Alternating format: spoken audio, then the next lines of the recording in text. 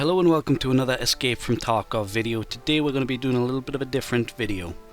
We're going to be looking at Escape from Tarkov's progress from point 5 to point 12. And this is mainly for two reasons. The first, I found a load of old footage from point 5, point 6, point 7, point 8, point 9 patches, and there's been a lot of drama lately. A lot of drama about how the game's developing, the state it's in, you know, just the general direction it's going in. And I wanted to showcase what it was like 2 years ago, 2.5 years ago, because that's when this footage is from. And as you can see from this first clip, I'm not the best player of Escape from Tarkov, so this isn't about how the game's changed in a high-end gameplay standard, it's just about how the game's changed for an average player. When I first started playing, we only had Shoreline, Factory, Woods and Customs. This was before Customs expansion and right after Shoreline got the Resort expansion, and that was it. Now, 2.5 years later, we have Reserve, Interchange and Labs, two full new maps, and we have an expansion to Customs, and we've got another one on the way. Not only that, we've also had an expansion to Reserve, which is the latest map that's came out. And these aren't simple maps, you know. Reserve, Interchange and Labs are some of the most complex maps that Battlestate games have put in Escape from Tarkov. Whether it's down to the new mechanics they add, or just the sheer size and scope of them, it's really something special. And I'm not just saying that to be a BSG fanboy, I'm actually very critical of Battlestate games, but you don't get the same type of quality in other maps, especially the depth. I mean, even if you just look at how many buildings you can enter them on Reserve in comparison to Customs. You know, like Customs has a lot of buildings you can't go into because that's just what the system was capable of handling back then. Now, I don't think there's a building in Reserve you can't access. There's a couple of rooms, but I don't think there's a single building. Correct me if I'm wrong. And judging by the promotional material for Streets of Tarkov, which should be out by the end of this year apparently, you know, their design principle hasn't slipped. It hasn't went down. And I also think, looking at the maps, the new maps especially, Interchange and Reserve, not so much Labs because it's a bit of a weird one, it's not really an outdoor, it's all indoor like Factory, but you look at those two maps and you see a genuine improvement in design principles. If you look at Woods and Customs and Shoreline, you look at the old spawning system, it was really linear, really, everyone spawns on left or right and tries to go left or right for their extracts. And I think the newer maps, Reserve especially, they've got a very unpredictable feel to them. You know, when you spawned in old style Woods, when they didn't have any of the new spawns put in, you knew exactly where people were coming from, simply because there was only one direction they could spawn in. Now we've got 3 new maps, taking us to a total of 7, that's nearly 8 new maps. Let's move on to weapons. And let me tell you, they've added a lot of weapons. I can remember, you know, back in the day, if you wanted to be a budget, you'd run an SKS or a Vepa, that's it. You had no other options, that was all you had. You know, back in point 5, you had the M4, which was the only 5.56 platform. There was no ADAR, no TX15, no MDRs, no HKs. There was only the one platform for 5.56, and you had that and you were happy. The meta was you had an M4, and there's just so many other weapons that just weren't added. You know, we have had so many new good weapons added, and the thing about these weapons is they all feel unique. You know, I mean, for example, you know, argument's sake, the Kedar and the Klein are pretty much the same weapon. And I didn't really count those weapons, you know what I mean? Like the Kedar and the Klein, I counted that as one weapon. The AK-74 UB variants and UN counted that as one weapon because they're just reskinned. Same with the MP9 and the MP9N, that's just different coloured, really. But when you've got the difference between an RSAS and an SR25 and M1As, they're essentially the same platform, the same gun, but they feel completely different. You know, if you take the M1A, the RSAS and the SR25 for example, they all fire the same caliber, but all 3 of them feel completely different, and different players love different ones. So we had a grand total of 32 weapons when I started playing. That was 32 individual weapons that are unique weapons, that aren't just reskins, they aren't just you know, weapons that you've got one version of it and then there's a different version, you know what I mean? Like, it's not ones that are just basically slapped a different colour of paint on it and that's a new weapon. But look at all these new weapons. 33 new weapons to a grand total of 65 weapons in 2.5 years. That's fantastic. And some of these weapons are honestly the greatest weapons in the game. I love the DT MDRs. They're a fantastic bullpup rifle for the, you know, 5.56 caliber. The HK has always been meta. The SA58 just destroys people. The SVD is probably one of the most OP weapons in the game. I personally adore the M1A, the SR25. The RSAS I find is far too pricey, but it's just because it's such a rare gun. And they're only adding more guns. I love the FN57, especially the P90. I love the P90 as well, but I love the FM57 because it makes pistols really meta competitive. But could you just imagine how many man hours it takes to model and make these guns, rig them up, get all the sound effects ready, and they're not ugly models. They are some of the best gun models in the entire industry where FPSs are concerned. Right, let's have a look at how different the game is today with all the new mechanics involved. And I'm talking about things like, you know, post-raid healing. I'm talking about repacking rounds, because a lot of people that have joined during the Twitch Drops event, which I believe was about point 11, maybe it's point 10, between point 10 and point 11, they didn't have these. So first one we've got is healing animations. Now, back in, when was this one? Is this point 8? I think this one's point 8. You didn't have healing animations. You could pop an IFAK in the middle of a fight and quite happily go about your way shooting anyone. You didn't lose the ability to fight back. You didn't have to be in cover. You could stand and shoot some guy, press your keybind, and be healing up at the same time. That's generally how a lot of fights went. If you were trading with someone and you managed to start healing before he did, you killed him first. That was it. So we're getting up to it here. You're going to see it pop up in the bottom of the screen in the middle. And it's just madness how, you know, how much more it slowed down the game.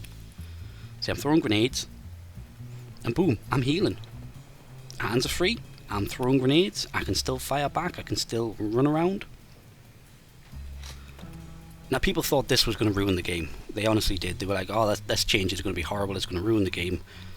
It didn't. Made it better. And same with this next one, which was repacking in raid. Used to be, I think this is about 0.7, you could just drag and drop the ammo into the magazine in your inventory. No single bullet at a time. You know, it doesn't, you know, it wasn't an animation as such, and they want to add it in animations, but now at least it works to the point where it disables you from combat, you know what I mean? You can't just run and gun, dip into a hallway and have full ammo again, which is again such a fantastic mechanic. People thought it was going to ruin the game, and I'm not going to lie, I was one of those people. I was going to be like, well, this is going to really suck, you're going to have to take so much ammo into the game, but I was wrong. It's so much better now that you know the guy isn't going to jump into a bathroom and suddenly have 3 full 50 magazines again in the middle of a fight. You know, it's kind of like, it changes the game from being a mechanical shooter to a thought process shooter, you know, a tactic shooter. You've got to make sure you've got enough ammunition in your guns, and you've got to make sure that if you finish a fight, looting might not be the best thing unless you're dry as a bone in your ammunition and you need to get a new gun. It's probably better off to dip into somewhere and pack them rounds first before you get into another firefight. And I think a great thing about this edition as well is it made a lot more different weapons more viable. Shotguns, for example, they always had to be loaded 1 round at a time. Well, look at that. Back when Fort Fast MT was the meta, and you either ran an AKM with an RSAS buttstock, or you ran an M4 with an RSAS buttstock, and you literally had a choice between Packer, Fort. Did we even have a level 3 armor then? Packer, Fort and 3M, I think that's all we had.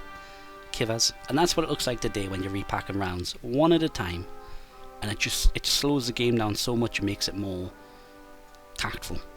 Now, this next change was the big equalizer when it came to low gear play against high geared enemies, and that was the face hitbox. that really changed the meta in terms of what was viable, because you see there, the guy had an AK and a helmet on, I had a Makarov, I popped him in the face, complete fluke because I'm terrible at the game, but it works. And this next one here, this one I felt so bad for, because this is a combination between Pika's advantage and face hitbox. I mean, he was still shooting us, but you know what I mean? Like, I put one right on his chin, he had a Meta M4, and that was mine now, because face hitbox was there. And here again, shotguns becoming relevant, not so much now because of face shields, but, you know, back before face hitbox, a shotgun was really your last resort. I mean, it kind of is now, they're really in a bad place. But I do think face hitbox was a fantastic addition to the game. I think it really changed, especially when it comes down to people who have no hope in hell's chance of fighting someone. You know, when you saw a big titan coming towards you, before face hitbox it was, I guess I'll die then. Now it's, well, if I hit him in the chin, he's dead. This was another one here. You see, he's wearing a core pack. Now in the game, that muffles your hearing. You know what I mean? It dampens your sound. And right there, he couldn't hear me, so he came running in, and I took him out because he couldn't hear me. But, you know, back before this change was implemented, I think this was put in around the face shield area, you know, when the face shields were implemented. Back before that, you wore any helmet you wanted, and it didn't impact your hearing, which I think is why no one wears the core pack. And now we have one of the more controversial updates that they actually reverted, and that is aim punch. Look at that. Look at how much my arms were flailing around, and honestly, I'm going to be real with you guys. I didn't hate it, you know. This one, at this point, you know, I hated it right here. What happens next made me hate it. But on a mechanical level, because you see, I had the drop on that guy there, and I put shots down range, and I was hitting him, he shouldn't have been able to hit me. But I understand it from a fundamental mechanic point of view of, you're getting shot in the arms, you shouldn't be able to just shoot back. You know what I mean? Like, I've never been shot in the arms, but I assume getting shot in the arms makes it difficult to shoot back at someone. That's just my 2 cents, that's just what I would assume. And this clip here is right before, or right after Labs was released, and you didn't need a key card. You could go in with a pistol, pop a radar, and come out with like a big chunky AK. It's fantastic. I just killed this guy. He was he had swords on as well. I think he did the same. He came in and just killed a raider. But this is really just a placeholder clip for the fact that what I want to talk about is CMS kits and after raid healing.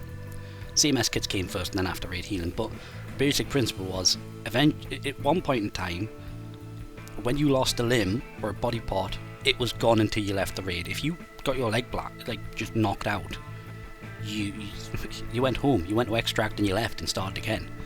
Now in raid you've got CMS kits, which gives you the ability to fix a limb in raid, and I think they're quite well balanced. You know what I mean? I haven't really seen them abused. I haven't seen it to the point where you're fighting a guy and he just keeps healing and healing and healing. So I think they're a good addition. It makes it so if you get your stomach popped, you're not immediately out of the raid. And the next thing is after raid healing. People thought this was going to absolutely ruin the game. Like, I mean, worse than everything that came before it. And I think it made certain playstyles less viable, like hatchet running, but honestly, I don't miss it. I miss hatchet running. I used to hatchet run a lot, I'm going to be honest with you, I did. I used to go into a shoreline with my keys, and I used to try and get as much money up my ass as I could, and that was just my playstyle, I liked it. But now, the only time I miss hatchet running is when I want to do something but I don't want to risk anything, you know what I mean? Like, I just want to play the game, but I'm not in a really, you know, high risk, high reward, wired mindset. And now I just do, you know, scav runs. It's pretty much the same thing. So I think it's a good premise. I think it helps get rid of the loot. And now we have, again, the raiders and scav bosses. Look at the AI on these. These are fantastic additions to the game. I mean, not right here because this really hurt me to get blitzed like this, but you know, that was my fault. I brought the wrong game, the wrong gun to the fight. But they're so good. They're such good additions to the game. And after that we have the new traders. Back in 0.5 when I started playing, you had the 5. Peacekeeper, Prepper, Therapist, and Skier. And Fence. But no one really traded on Fence because everyone was, you know, doing the macros, and the only time you went to Fence is if you couldn't sell something so you sold a defense.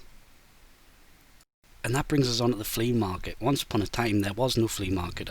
It's mad to me that a lot of players playing today, because of the influx of the Twitch drops, wouldn't have experienced Tarkov similar to Deadly Slop's hardcore rules, where you couldn't use flea market. You know, you couldn't just say, oh well, I need this for a mission, let's go and flea market, okay, well that's done. Or I need this for the hideout, there we go, it's done, I've bought it. Or I want to use this gun, but I can't, I'm not at the level to unlock it, how much is it on the flea market? That didn't exist. You used what you used, and it was a weird time. It wasn't better and it wasn't worse. I love the flea market now for the viability it gives to money making in different aspects, and to be able to run, you know, kits that I couldn't ordinarily run because of my level. And then we had the hideout, a beautiful money sink of a hideout. I love what they're doing with the hideout. It makes progression slower but more rewarding, and the way it does that is basically, if you sink a bunch of money and a buttload of money, you're getting to workbench level 2, you can now make things that you couldn't ordinarily buy, and that helps you acquire kits and run weapons you couldn't ordinarily run at your level, which I think is a fantastic, you know, addition to the game. My issue with the hideout is too much of its content is used to gate you behind soft skills. You know what I mean? Like the soft skills system right now exists to keep you from the hideout content, and that's pretty much it. Now let's look at optimization. Now what I'm going to show you right now is a few clips of me using Pika's advantage and desync to kill people, and then a few clips of me getting killed because of Pika's advantage and desync. Now watch this clip and watch it closely. Look where they're aiming when I come around this corner. I've given plenty of opportunity. Look, they're not even staring at me. They're staring at the door. On their screen, I would have zipped right out of that door and they would have keeled over dead. And this is what I'm going to say to people who go on the Reddit and post, look at these 3 shitlords I just killed. Absolutely no spatial awareness. How do you know you were even on their screen? Look at this one. He's still aiming at the door. I'm not even... I'm running around him. It's mind-boggling how bad desync was and how much better it's got. It definitely has improved. This was about the time Battle Nonsense did his video and absolutely said it was like one of the worst games ever for, you know, netcode and whatnot. Yeah, so by all means, you know, go on Reddit, post your clips, but try not to be, you know, try not to be negative and derogatory to the people that you're fighting, because chances are you're not that good. Chances are there's a bit of desync, bit of server lag, and you've got an unfair advantage. Look right here. I walk right past them. One clip kills all of them. I don't have any armor on in that clip.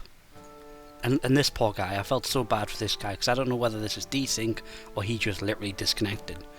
But could you imagine if I, you know, put this on the Reddit saying like, look how good I am, killed some guys. But, you know what I mean? It's not fair. It's not an accurate representation of skill. I know I'm bad at the game. And now this is the other side. Watch how fast this guy comes past the door. It's like literal seconds. Done. Strafes in, strafes out, and he's gone. And that wasn't, you know, speed hacks. That was just poor optimization on the netcode. And we still have to put up with these problems today. You know, EU servers, the servers get like this like every night at around 6, 7 o'clock when, you know, everyone gets off work and they're going to load up some Tarkov and the servers get put under massive strain. So they're not gone, but they are severely lessened. And overall, I think the netcode's massively improved. It's massively more optimized. It's, you know, I'm getting into less situations where I'm thinking, hang on, there's something ain't right.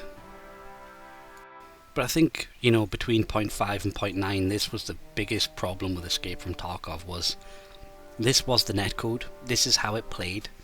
This was most days, you know, most games you had encounters where it was just completely unplayable, and some of us still played because we're idiots and masochists. But that's you know, that's down to us. You know, there was points where you were advised not to play like doorways, like don't close the door and whatnot, because, you know, if you close that door and you stand on the other side waiting to blast the guy coming through, it might not be closed on his screen. You know, he could just come waltzing through and kill you. Now, this one irritated me. You know, you see the blood coming out of his head and just nothing. And it's like, we played with this day in, day out. And I mean, these deaths right here. You know, you just... gone. That one's better with sound, but there was people talking in the clips, I couldn't use it, but you just, nothing happens. There's no firing, no guns, nothing, you just keel over dead. And that's because the server's desynced and you're stood in a bush somewhere, or stood out in the open, and the dude comes over and caps you. And that's, you know, it's a bug I haven't encountered in a very long time. You know, you could expect to die in raid to absolutely nothing once or twice a day if you played like 8 to 10 games, 8 to 10 raids, and that was just, you know, that was everyday life on Tarkov. It's a large part of why you got Tarkov became a thing. Like here, there is no one shooting me, nothing, I go to heal, I'm dead. I would have been locked up at the bottom of the stairs and some guy would have came down and just totally desynced. Now this is a problem that's still in the game today, it's still a large problem with the game today. It's not as bad, but this one was particularly bad. So I spawned in. By the time I get here, this is a 2-minute clip. That guy just spawned in. That guy just spawned in. This was a squad of 3 just spawned in. Now if I hadn't been a hatchling and I'd had, you know, a gun, I would have cut through all of them like butter. Because they wouldn't have been logged in, so it would have been easy. And then the notorious ammo bug. I don't know how many rounds I pump into this SCAV. In the end, I just run away.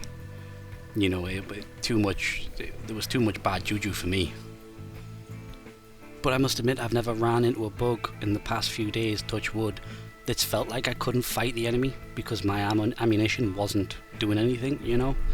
It's definitely improving. And that's pretty much all I wanted to show you. I'm sorry this video isn't as heavily edited as my other ones usually are, but because it's like a 20-something minute video, I think Premiere Pro would have just crashed. You know, Tarkov's came a very long way from 0.5 through to 0.9, where it was this hatchling war deathmatch, where you just run in with nothing and try. I still love this one where I grenade this guy. But it's just so much better of a game. We've got more weapons, we've got more maps, we've got more quests, we've got more traders. You know, in 2.5 years, Escape from Tarkov has nearly doubled the amount of content in the entire game.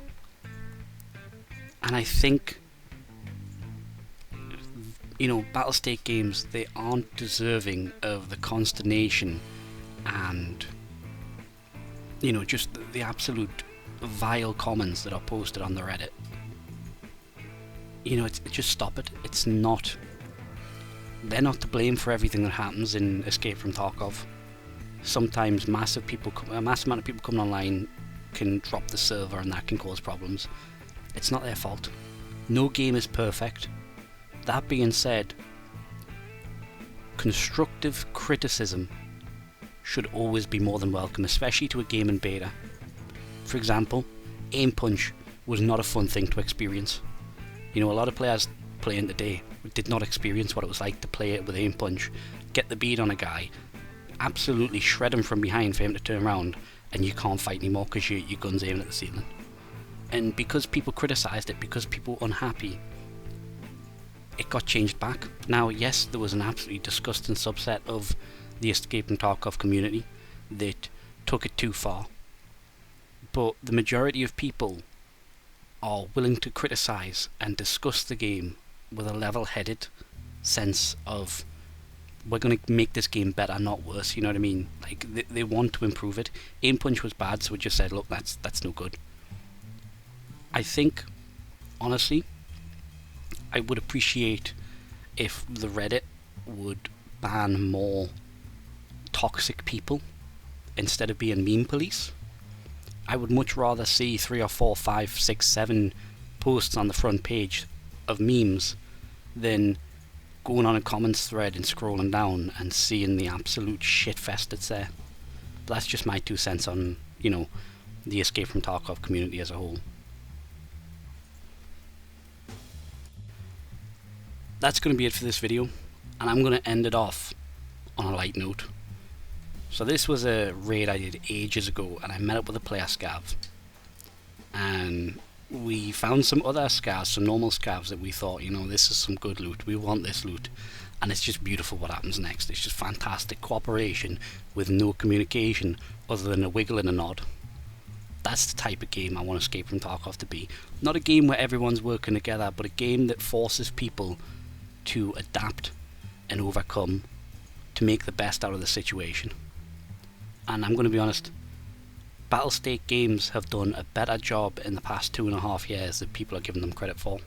If you've joined this game 3, 4, 5 months, you know, ago during the Twitch drop periods, you haven't seen the vast improvement that most players have that have 2.5, 3 years of game time in the game. It's